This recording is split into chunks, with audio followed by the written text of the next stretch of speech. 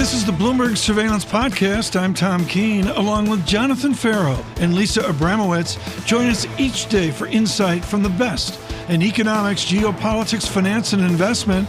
Subscribe to Bloomberg Surveillance on Demand on Apple, Spotify, and anywhere you get your podcasts. And always on Bloomberg.com, the Bloomberg Terminal, and the Bloomberg Business app. Peter Scheer talking about, similarly, November as an incredible year. Head of macro strategy at Academy Securities, an incredible year that may or may not be repeatable in the coming year, that is December. How much do you lean against some of the moves that we saw last week, Pete?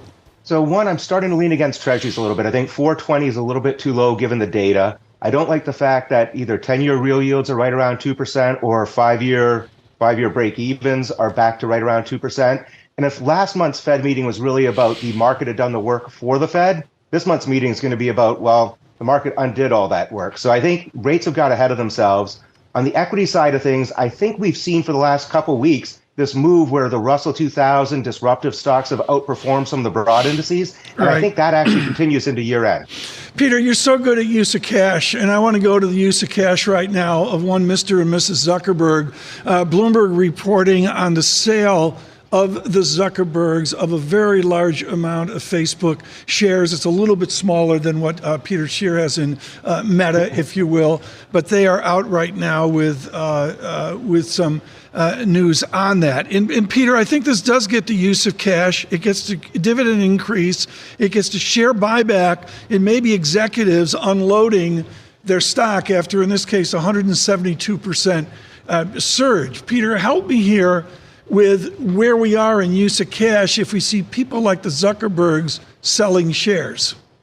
Listen, I think we've had this phenomenal run in the Magnificent Seven. The leadership has been very narrow all year. People have been talking about that. And since November 9th, and we brought up, I think last week, NVIDIA earnings were very telling as well. NVIDIA earnings were probably fine. Stock went down, but markets rallied. And I'm really looking, the disruptive stocks are doing well. You see Spotify up there today for various reasons. I think you're going to see regional banks continue to do well, commercial real estate, Russell 2000, all the small caps, all the things that people have left behind. As people are trying to figure out where do I put my cash right now, especially if you missed 5% on the 10-year, those kind of look interesting. I think have some momentum coming into year end. I'm absolutely fascinated, Peter. Let's meld the two together. I mean, are we going to see bond issuance to support equity ownership? I mean, whether it's the miracle of Zuckerberg's and Facebook up, Meta up is well. I mean, I think it's almost a jumble into next year. Yeah, I think we are going to see more bond issuance. If we've been certainly talking to some of our corporate issuers recommending that they get out ahead of this, right? We were at 5% on 10 years. We're at 4.2%. You can save some money there. Credit spreads have actually done very well. We're at the lowest spreads all year. So issue some bonds, support your equity. Also, I think we could see some M&A activity finally start picking up. It's been, looked at the end of the summer, you might get a bit of that. But now you've had the stability reasonably long enough. I think you get some interesting transactions done coming into the new year. A phrase from 12 months ago, and Lisa, I give you coined this. It's almost a toxic brew of risk on is where we are. Which is the reason why a lot of people might say it might have gone too fast, but it's hard to lean against. Peter, just to Tom's point, the news is that Mark Zuckerberg is selling Meta stock for the first time in 2 years. And this comes after the incredible run up, and you're seeing the shares in pre-market trading down about 1.5% on Meta. It raises this larger question of what do you lean against? You said you think Treasuries rates have gone too far. A lot of people, I think, are starting to pick that up, which is maybe why you're seeing a bit of a retracement today. On the equity side, are you hearing anyone lean against some of the tech names that have gone incredibly far so far this year, and frankly, the year that was November? I'm not sure if many people are actually leaning against them. I think it's still a fairly crowded trade to be long those, but I would be very comfortable being short QQQ, so the NASDAQ 100 versus long IWM, the Russell 2000. I think trades like that are actually well positioned for the next few weeks. And at some point, I do think we probably want to turn bearish on this market. Maybe we get to 4650 on the S&P. Maybe the Russell 2000 can run another 5%. But if the economic data starts coming in as weak as probably needs to be to support 420 10 years, then I think equities are going to roll over a little bit. But that's probably not this week, next week. That's probably closer to the end of year, early January. So how would Russell 2000 outperform NASDAQ in that scenario, right? Because at this point, if you start thinking about weaker economic growth that supports the bond call, why then would some of the most levered to the economy companies, the smaller companies, do the best? Because I think people have been avoiding those stocks all year long and crowded into the other stocks. So it's all going to be about what's crowded, right? And if you start getting nervous about the economy, people are going to turn around and say, oh, we got to cut our risk. Well, guess what? If you don't own a lot of Russell 2000, you can't sell the Russell 2000. So you're going to wind up selling what you have. And I think that's just the nature of this market right now. That's the crowded trade. That's where people piled into. So if we get nervous about the economy, that's actually going to sell off harder because that's where people are overweight. Peter, where's 60-40 12 months from now? No, probably where it's always been. It's kind of has this attraction.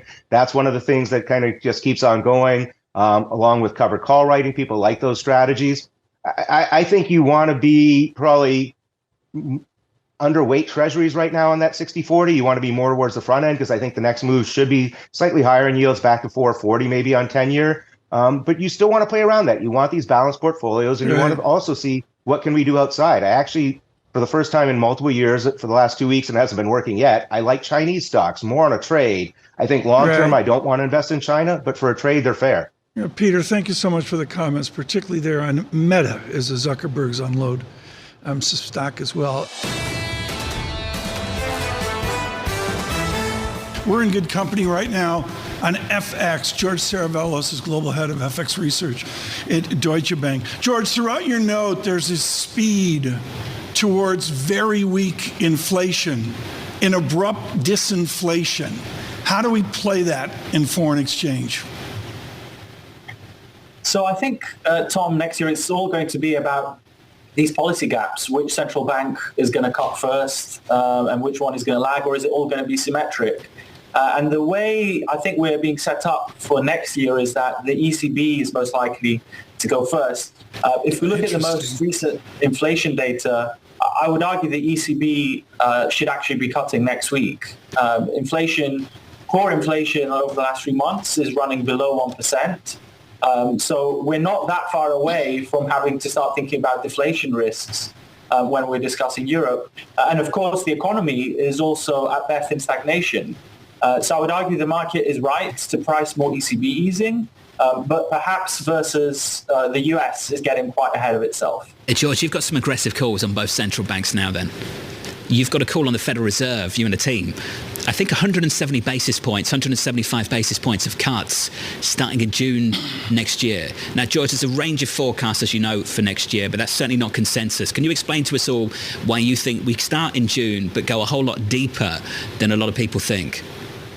Well, I think, John, that goes back to the recession versus soft landing debate. And now, if you look at what the market's pricing at the moment, we have Fed funds going to around reasonable estimates of neutral, slightly above 3%. So the market is perfectly priced for a soft landing, so to speak. So I think if we're looking at next year, the strongest view I would probably have is this bond equity correlation, which has been very positive. So you've had higher bond prices and higher equities at the same time.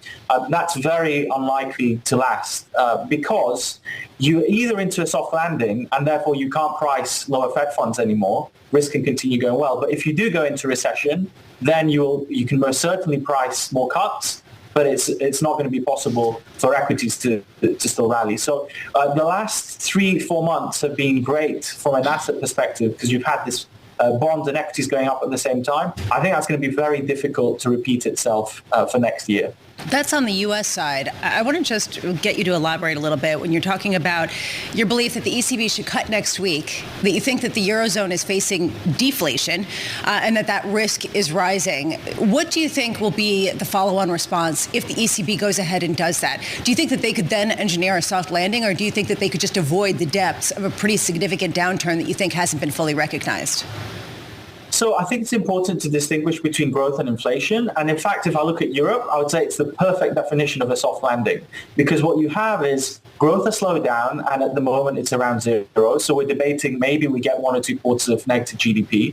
But as long as the ECB cuts, and I need to be careful in what I say, I think they should be cutting next week. I don't think they will. I think it's more likely precisely because they were late on the way in, so to speak, they'll be late on the way out. But as long as the ECB, say, cuts by March, April, cycle, I think actually Europe's going to be in a relatively okay place where the economy soft lands and inflation comes back down to 2% or potentially below. But that's actually a pretty good outcome.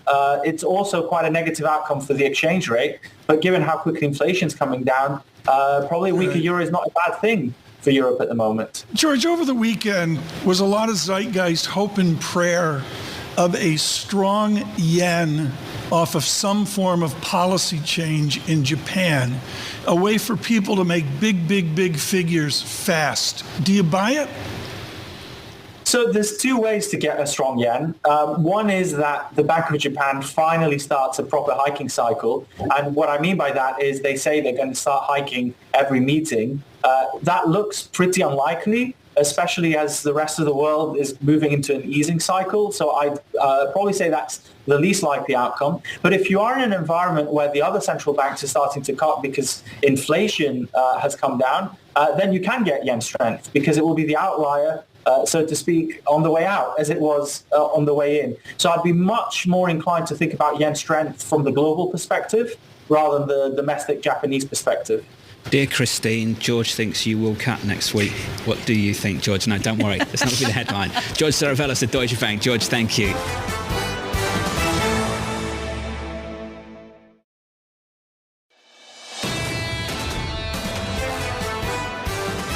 Right now, we are going to look at the climate affairs of Dubai, and this with the World Bank in transition. From David Malpass over to Mr. Ragan, what's so important here is his corporate work with Nestle and on to MasterCard and then General Electric. With a conversation with the president of the World Bank, our Jen Zabajaja in Dubai. Jen?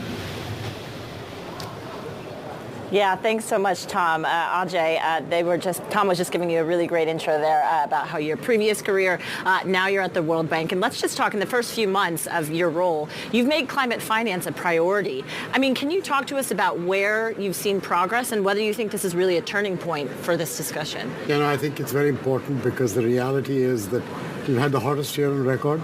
We're aiming for another hot year. Clearly, this has to change. And you can't make climate and fight the climate issue without money coming to work on it. So it's one of the most important things. When I traveled around the world, I picked up the impression that dealing with poverty cannot be by itself. You have to deal with climate, pandemics, fragility. These are all intertwined crises. That's why we changed our mission to include livable planet in addition to eradicating poverty. So this is what we're on.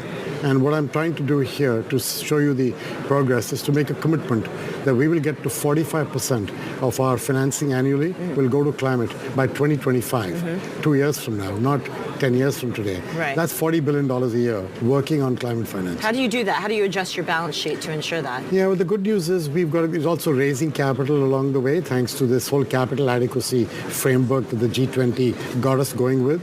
And we're also doing things like looking at whether we can securitize parts of our balance sheet, existing balance sheet, free up some capital, and then partnerships. So you don't really do all that financing yourself. You can also get partnerships going. I have great partners with the other multilateral banks, AIIB, EIB, EBRD. These are all people who work with us. So there's multiple ways to go at this. But at the end of the day, the much bigger issue here is, even if I do all that, even if the other multilateral banks do what they can, even if governments do all they can, you do need the private sector. You're going to need their ingenuity and technology and numbers. Right, and that's what you've been spending the past few days talking a lot with the private sector. This is your first COP. Yes. Can you talk to us about, give us a sense of what it's like in the room, where there's consensus and where there's still gaps within the private sector and the collaboration between That's a great question. So the private sector issue is the private sector now knows that solar and wind power per unit is cheaper than fossil fuel. That's proven with scale and technology. They know that it takes longer sometimes as a gestation period, and they know they may have some higher capex up front because they got to build grids and you can't just build the installed capacity, right? So they understand that. So why is it then that they aren't burning down the doors of countries to go do this? It's for 2 or 3 reasons. One is, does the country have the capacity to absorb this kind of projects coming in? Can they connect the grids up? Can they do all that? Right. But second, and much more critical, is the 2 kinds of risks that private sector investors don't like, which they don't understand. They don't understand political risk, and they don't understand foreign exchange risk in the emerging markets. Now, political risk we can help with. We have this institution called MIGA, our guarantee agency. We've now got approval to use that for every multilateral development bank. They can use our back office to issue guarantees. This does political risk guarantees and then lays them off in the reinsurance market. We need to scale that. It's the FX risk. That's the much harder one. Well, how do you get around that? I mean, because that's not going away in a lot of emerging markets. So in fact, people keep talking about local currency markets as the way to do it. The reality is developing a local currency market with the right depth and width to be able to do this well can take 5-10 years. We don't really have 5 or 10 years. Right. So I think we have to find instruments like, could we do some local currency bond issuance that we subsidize the difference in cost through our balance sheet or our concessional financing? Can we do things with others where there's an institution called TCX, which was created to help take some of the FX risk in these markets? Can we scale them up? And so on and so forth. Can we do creative swaps where using our rating we get at a lower price than what the country would? Hard. FX risk is the hardest one. Yeah, I mean, so then, Ajay, when we talk about the progress then at the end of COP28, your first COP, I mean, what does that look like for you? What is it that you're shooting for? Because there have been a number of initiatives and pledges. Yes. Of course, the World Bank has been a part of some of those. I mean, what then does progress look like in the next few days? So I've got 5 very clear things I'm measuring on what we are doing. And the first one was getting that 45% of financing that we talked about. In that, 50% for mitigation, 50% for adaptation. So we don't only do emission avoidance, we also care about adapting and resilient infrastructure in the global south. I think that's very important. The second big one is methane. Methane is 80 times more toxic than carbon dioxide, but it only gets 2% of climate financing. So what we are doing is we've got actual projects on the ground on rice paddy cultivation, livestock management, and waste management. We're scaling those and saying we're going to get to 15 countries in 18 months, and over the course of these projects, take out 10 million tons of methane from the system. Third one is Africa. 600 million people in Africa don't have access to electricity. Right. We've got a project approved by our board, $5 billion of financing from IDA, our lowest price guarantee, kind of the cheapest fund location, $10 billion through governments and private sector. We're going to connect 100 million people in 7 years to power, solar power, including the grids that need to be existing to make this happen at scale. A fourth one is voluntary carbon markets. So I think the only way you transfer resources at scale from the developed world to the developing world for what the developing world deserves to be paid for, which is forests and natural resources, is voluntary carbon markets. But there's a lot of criticism about carbon markets. Yes, there is, because people felt that the credits that were coming weren't genuine credits. So you just picked on exactly the topic that's really important. Verifiable, genuine credits of integrity are what determine whether these markets will work. So what I'm doing is I'm not doing a carbon market where I'm not involved. I'm doing carbon markets with projects where the World Bank is doing a forestry project in a country. Right. So we're starting with 4, going to 15 by the end of next year. We think these countries will generate 24 million credits next year itself, and 125 over 5 or 6 years. I'm certifying the environmental integrity through a jurisdictional audit. And I'm also certifying the social integrity, that most of the money they earn will go to the communities and the indigenous people in that area. Right. I think if you do things like that, and you do them with consistency, you will create the right kind of carbon markets for tomorrow. Right. Today, you're only getting $5 a credit. Right. You And can't do still, that. yes, but still a lot to go. But glad to have you here, Bloomberg. Ajay Banga with the World Bank. Ajay, thank you so much for your time. Thanks for joining us. Thank you. Here. Thanks very much. John, back to you. Hey, Jen, thank you. We got to go. Jennifer Zabazanja there and Ajay Banga, the World Bank president. David Turk joins us now with Secretary Granholm. He is U.S. Deputy Energy Secretary.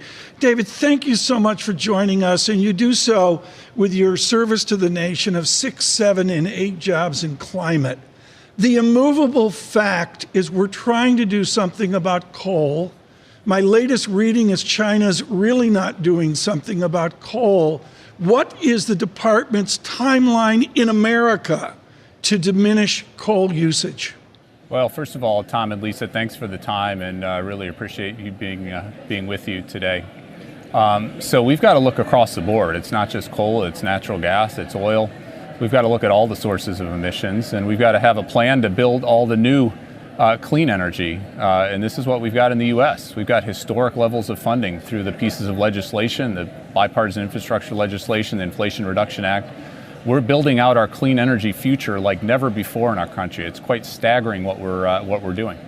I go with that, and of course in the FT this morning, a huge difference between a complete climate commitment in Europe to the fractured battle you fight every day in the United States. But to look at coal is one example, particularly with the Chinese just ignoring the debate on coal from everything I read. What is the administration's path to shut down or diminish coal usage across America? So we've seen dramatic declines in coal in our country, and that's projected to continue going forward. It's because we have cheaper, better alternatives, solar and wind. The solar penetration we've got in our country, the wind, other clean energy technologies, they're just simply cheaper and better. And so the market is reacting to those incentives. David, I'm looking right now at WTI crude traded on the NYMEX at $73.46. Is this a good time to start refilling the Strategic Petroleum Reserve? So we have been, and we're going to be opportunistic, and we're going to take every advantage when the price is at the right level to make a good deal for taxpayers. We're going to refill.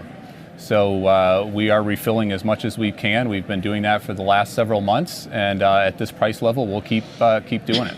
And it's been about a 3 million barrel a month purchase that the Energy Department has been making. Do you plan to accelerate that, though, as prices do continue to fall? So that is the physical limit of how much we can buy back.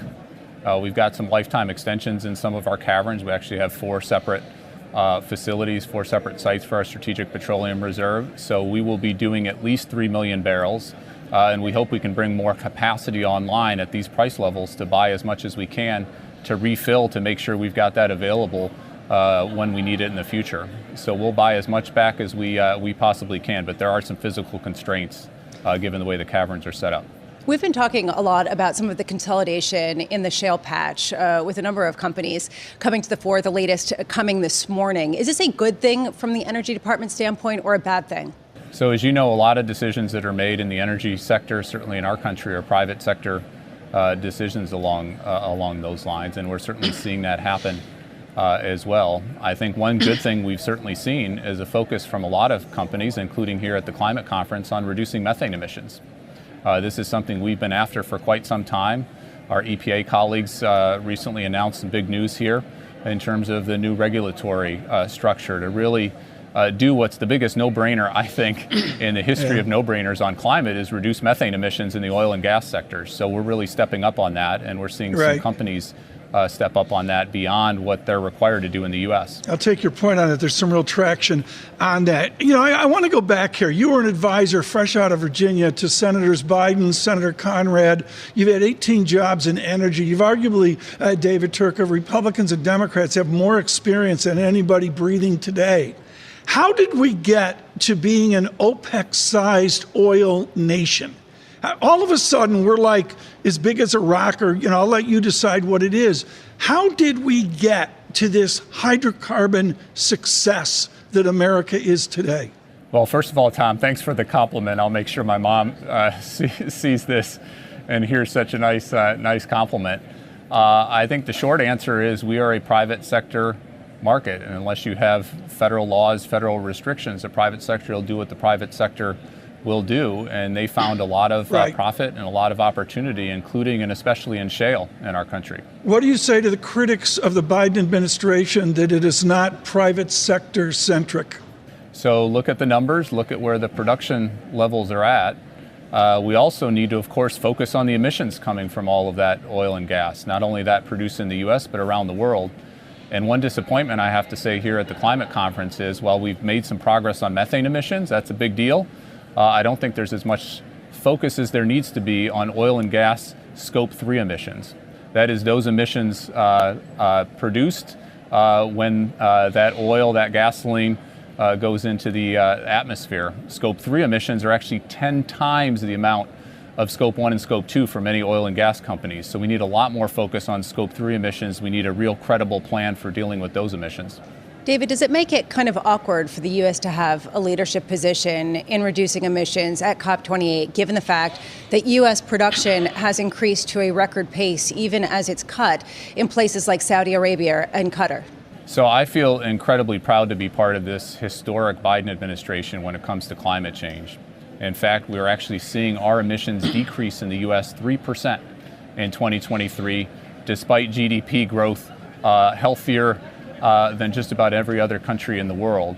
And what you've seen is with the historic pieces of legislation, all we're doing in this administration, we're expected already, just in these few short years of policy, to actually double our emission reductions by 2030, 40% plus reductions just from the actions from this administration. That's an impressive record, and we need to do more. All countries around the world need to do more, given the climate challenges that we face and we're already seeing in our world today. David Turk, thank you so much. He's a Deputy U.S. Energy Secretary, of course, from Dubai.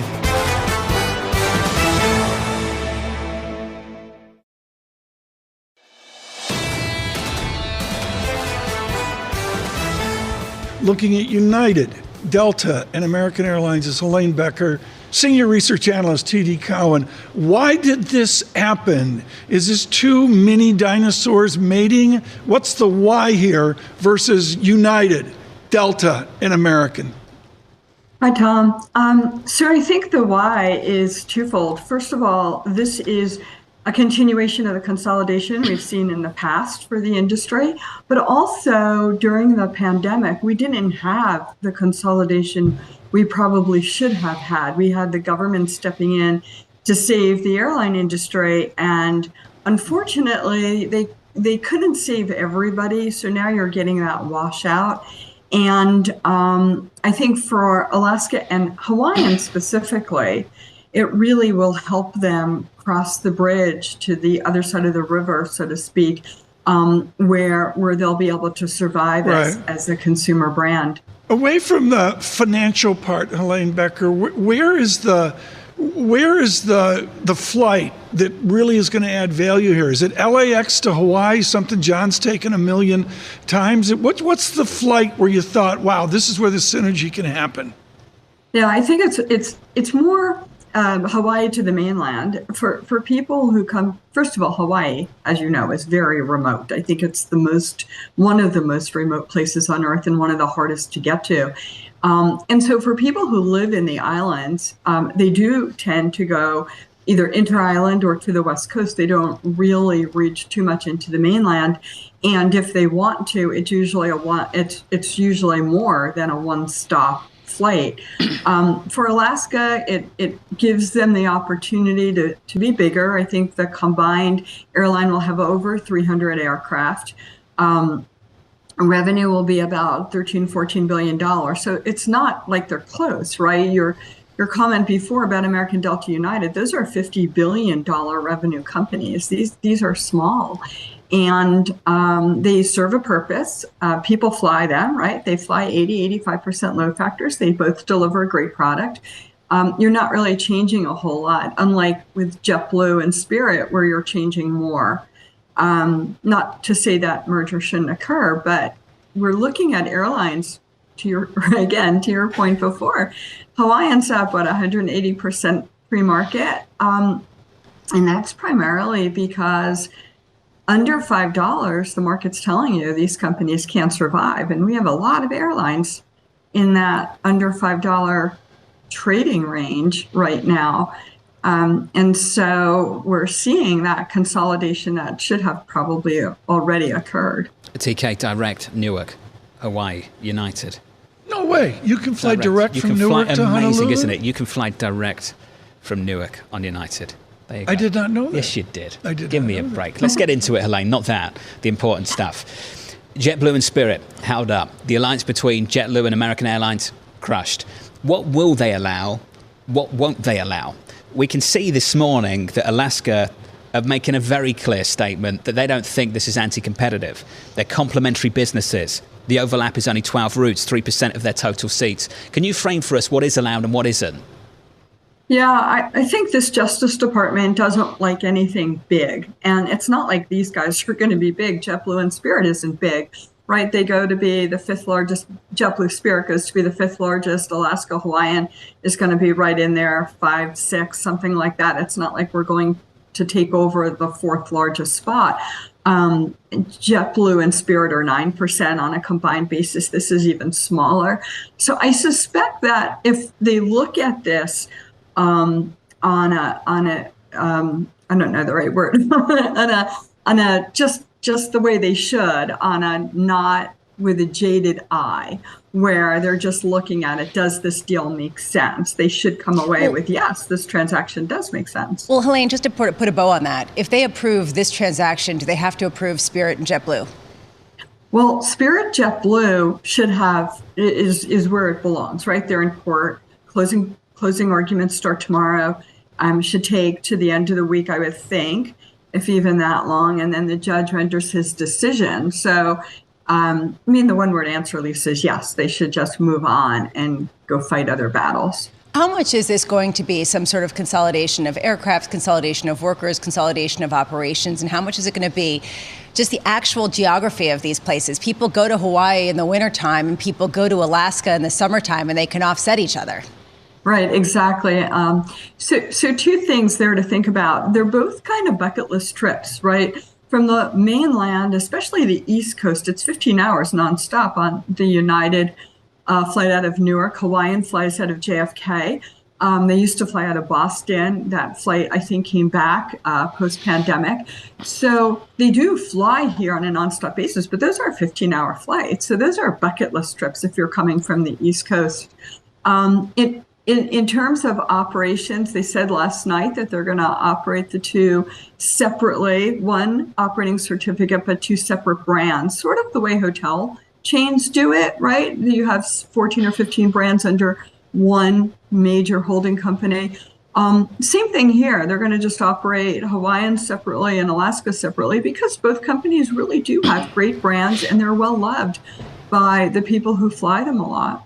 Elaine, just to wrap things up to get your top pick, the airlines have bounced recently, but are still some 27% from the altitude we hit back in the summer. Do you like that, Bramo? That was good. For you. That was Thanks. really good. Anytime. I liked was proud it. of that. That was good. Elaine, what is your top pick at the moment? We had the busiest day on record for US airports only a couple of Sundays ago, and these stocks over the last few months, yes, more recently have rallied, but it's been difficult since the July peak. Yeah, people have been worried about a consumer recession, et cetera.